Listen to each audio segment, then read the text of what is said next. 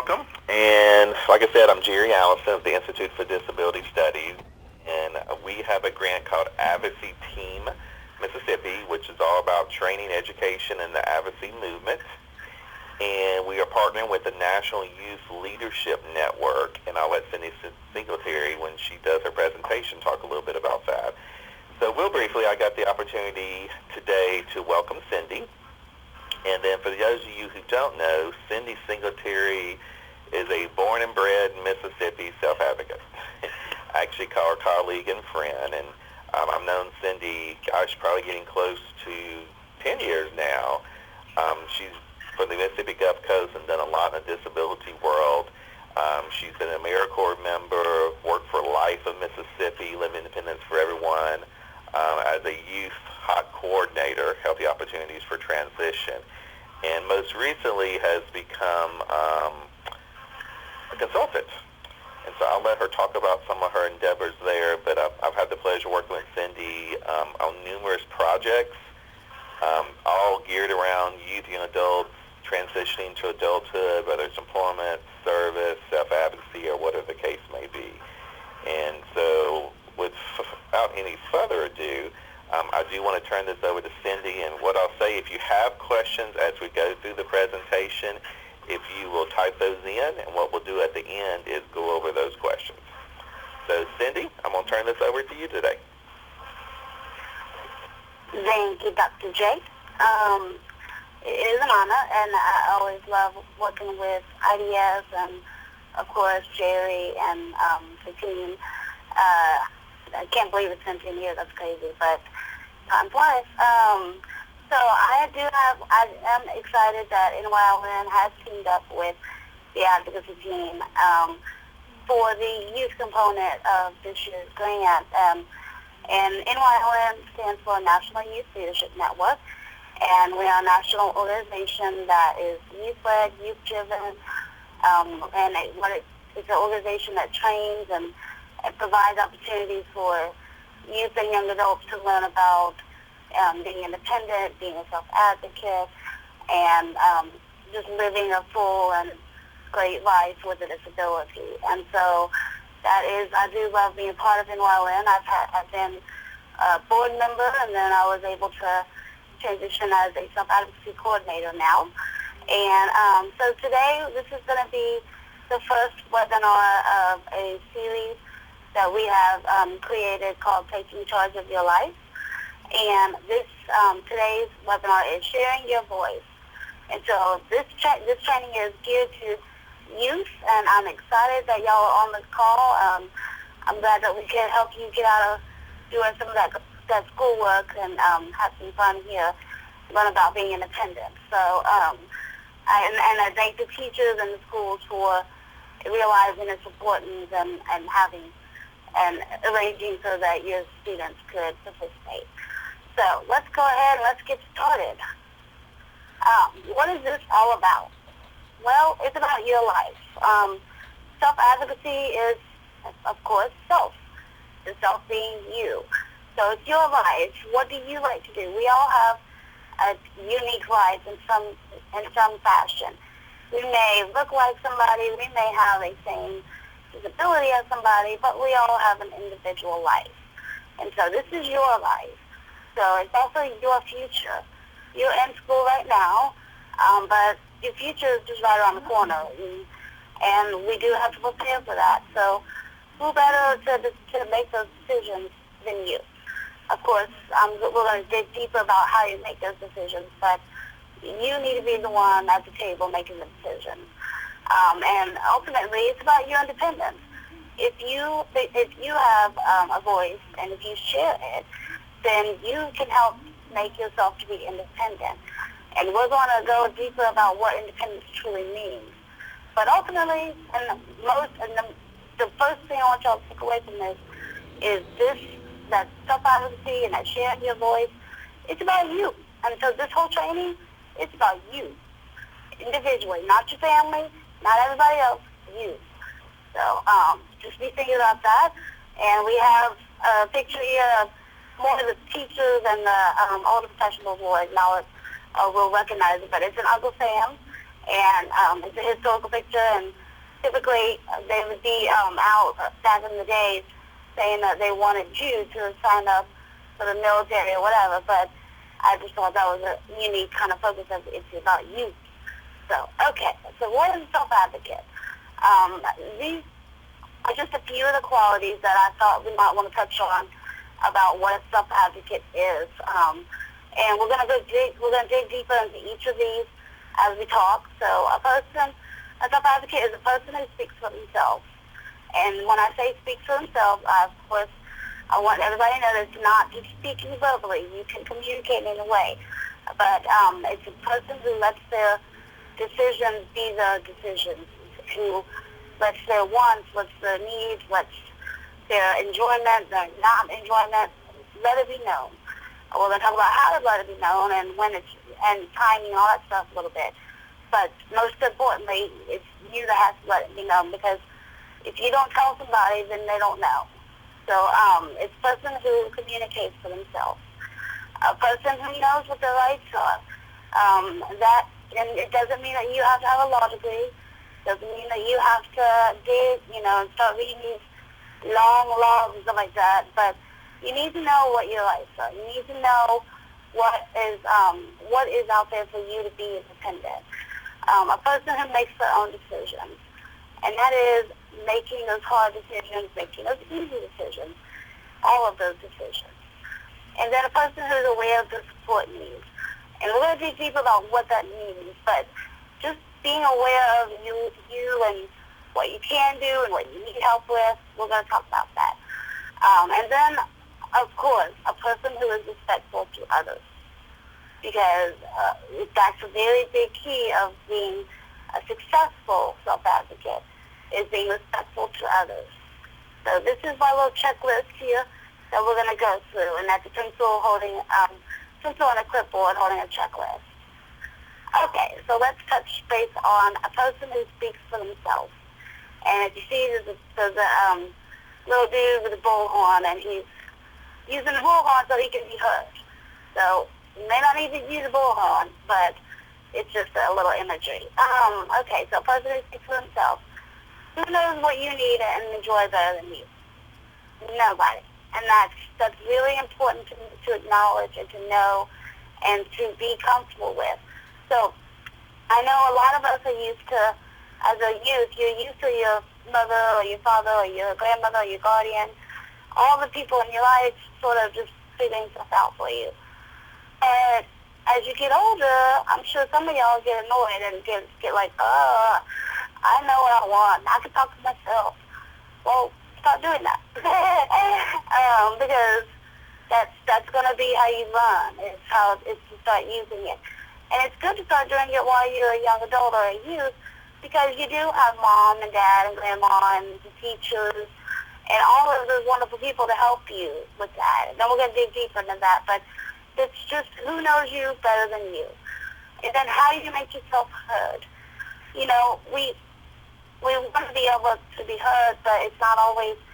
Sometimes as a youth or a young adult, I know that people go, well, what do you know, stuff like that. Well, it's good to start talking, to start voicing it, and to start discussing and asking questions.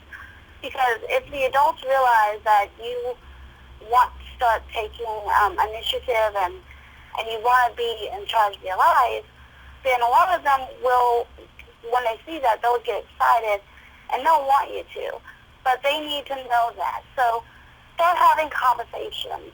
Don't just, yell, because that's not going to help. But, just when things are coming up, like your IEP. Every student that gets accommodations at school has an IEP. That's a plan. That's an individualized education plan. Be a part of that. That's a great place to be heard. And timing. So think about the timing. Is it respectful to start talking about it? Is it a good time to talk about it? Try to be aware of your environment. So have conversations with your mom. Have conversations with your teacher. Anybody that you can think of, start talking about that and saying what your concerns are, what you want to do, or things of that nature. And then ask them, when can we start talking about this? And then they'll help you judge the timing if you're not sure. Okay, a person who knows what their rights are. Again, you don't have to know that it's law, 504, or that it's the blah, blah, blah, blah, blah act, There's a lot of big, fancy government words and that stuff. We don't need to know all that. We just need to know what your rights are. And living in America, you have rights.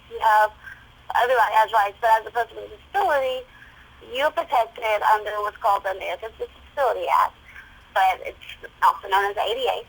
So that's easy, ADA. And that helps you to get some of the, accommodations at work, some of the, if you have a physical disability, to get in and out of buildings. There's a lot of things. There's a lot of protections. There's protection for you to get housing that's accessible. That's the Housing Act. There's a lot of different laws, but one right now that's applying to y'all is the IDEA, not just school law. So that's the one that helps you get the accommodations and everything that you have at school so that you can learn. So start talking and so seek opportunities to learn about rights. You're here today at this webinar. That's great. That's awesome. That's the first step. Ask your teacher if there's other trainings that you could participate in. There's going to be other different organizations host trainings throughout the year. We will be doing a youth summit in September, and so and we have one right now in Austin next month. So we'll be doing those statewide. So get connected with us. Get connected with other people that do trainings and opportunities. They're often free. They're often, fun. You can meet people. So seek opportunities, and then use your resources. You see in the picture, there's a person has a computer. Computer can be just an awesome resource because you get on the internet and you type, what your concern is. You can find all kinds of information. So please, just seek resources. Resources can also be people. You now know Dr. Jerry and myself, so we're resources. If you have questions, you'll have my email at the end of the thing. You can email me or call me, and I'll be happy to help you.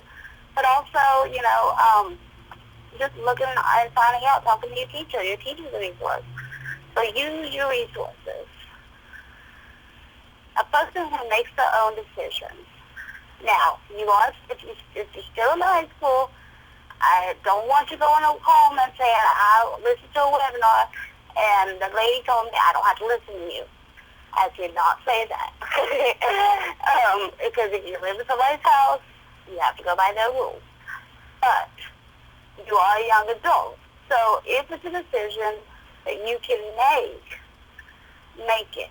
Don't start making decisions that you know you can make, that you typically may feel more comfortable having your mom make it or your teacher make it. Some of those decisions can be like when you talk about what do you want to do after high school. Now you're gonna need support, but start talking about that. Make the decision that I want to work. So that's a great decision. That is an awesome decision. If you want to live independently, make that decision. Now, you have to listen. One of the great things about being a great self-advocate is listening to your team and finding out, what do I need and all that kind of stuff. So, life is full of choices. And now, are we saying that every decision you make is going to be the right answer? No, because guess what? People without disabilities don't make all the right choices. That is life. So we have to think and we have to try to make the right choices. We don't want to, because if you do have a disability and you don't make the right choice, it may be a little bit harder on you.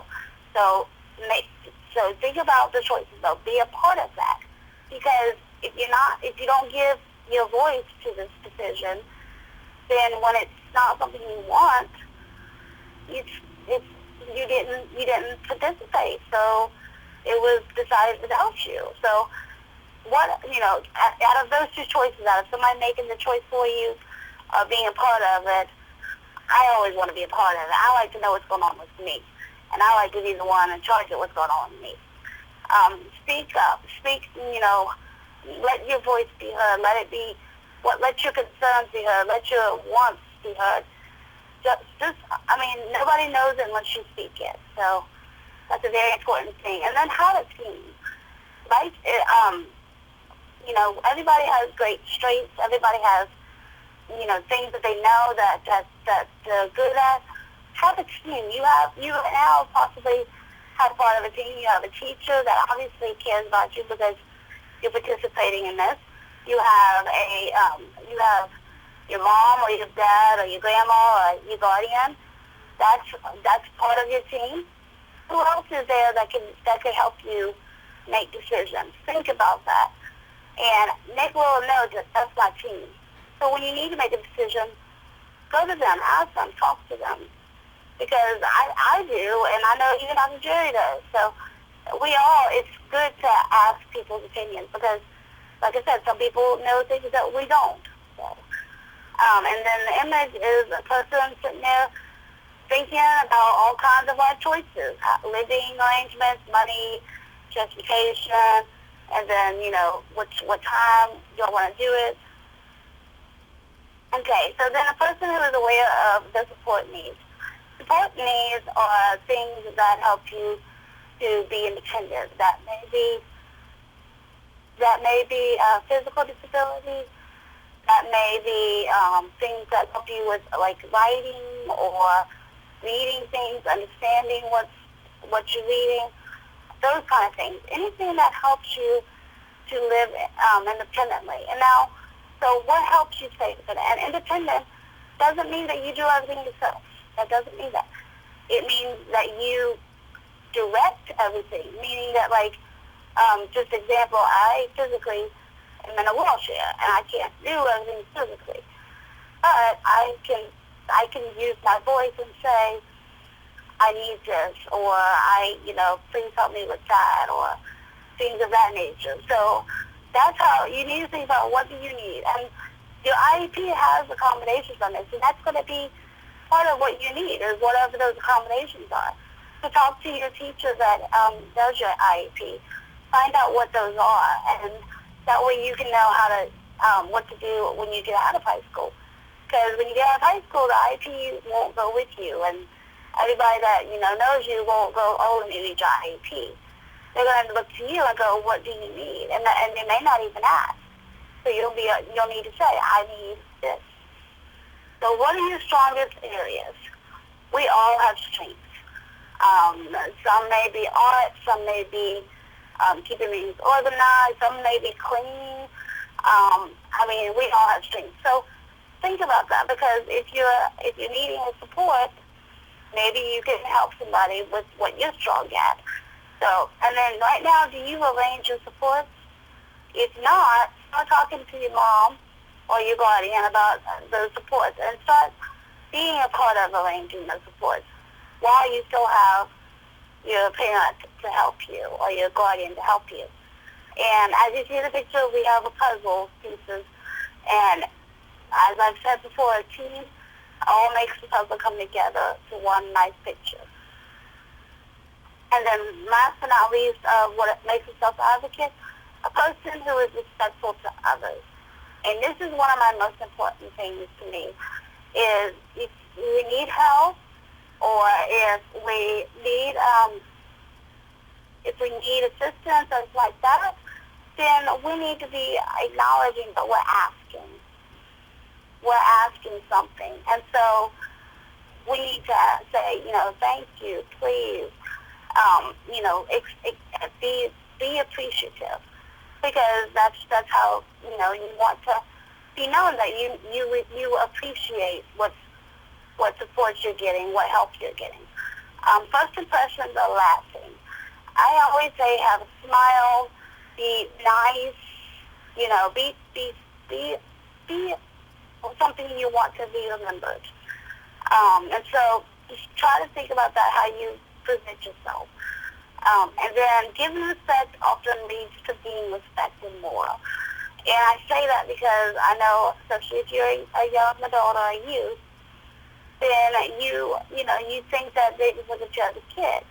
Well, you'll be amazed that if you are very respectful to them, say please and thank you, that you will start to get really respected, because they'll be amazed at that, and they'll be taken away by that. And you want that. You want to be respected, and you want to be remembered in that. And so that way, when you are wanting the assistance, or if you want to get a job, they'll be like, hey, I know so-and-so. They'll be great at that. And so that's great. That's a very important thing. And the picture is of people shaking hands. Now, you don't have to necessarily physically shake hands, but that you want that kind of respect. And so what are the next steps now that you know what a self-advocate is, and you know how to share your voice a little bit? Making a decision to start sharing your voice was your first step. That was awesome. So we want to make that decision to start using it outside of this. We want to take what we've learned, and we want to use it, and that's going to be your first step. Identify your team. Your team is everybody that you, as we discussed earlier, it's everybody that can assist you. It's everybody that knows you, and that you can, would be of assistance, would be able to give you guidance, all those kind of things. Anybody that is important to you, that's your team. Use your resources. Everybody start using your resources. Start using the internet, the computer. Use the people you have that if you know somebody has a business and you want to work there, that's a resource. And then ultimately, enjoy life. We are teaching this, and we are encouraging you to share your voice because we want your life to be awesome. And so we want you to be able to share your voice so that you get what you want and what you need in life. And so you'll have the best life if you're sharing your voice and living the life you want to live. So hopefully we'll all have a big smiley face like this picture and have a big grin. And then, so what are a few resources real quick? This is the team. Dr. J mentioned it. They have the great group of self-advocates of all ages. And if you want to be a part of that, if you want to participate, then we have the website, the phone number, and the email address. So please do be a part of that, because that can give you lots of resources, as we discussed. And then the National Youth Leadership Network, we do all types of training. We have a listserv. We have a Facebook page and such. So, email me, give me a call, or just get on the website and check it out, and we'll be happy to connect you up. And this is my information. And there's a big question mark in case you have questions. So, do we have any questions?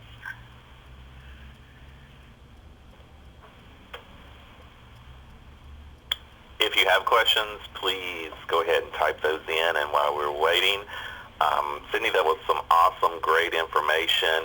We are recording this webinar to be able to send out, so school systems and youth groups would like to listen to it on their own time, at their own leisure, plus we'll attach the PowerPoint to it. And I did want to say this project would not be possible without the help of the Mississippi Council on Developmental Disabilities. That's who funds the Advocacy Team Project. And this is the first of a series, so we're going to present future self-advocacy about going to college, becoming, this one's focused on the basics of sharing your voice, and we want to focus on those other transitions to adulthood, employment, and being independent completely.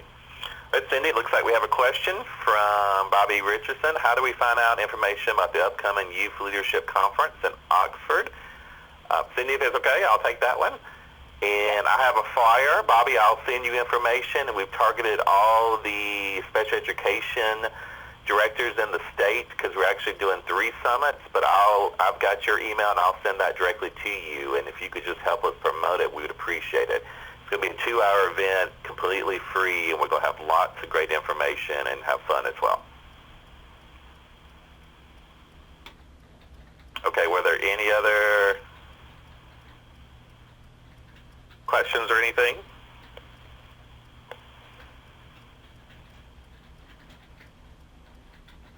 y'all still out there? Can y'all still hear me?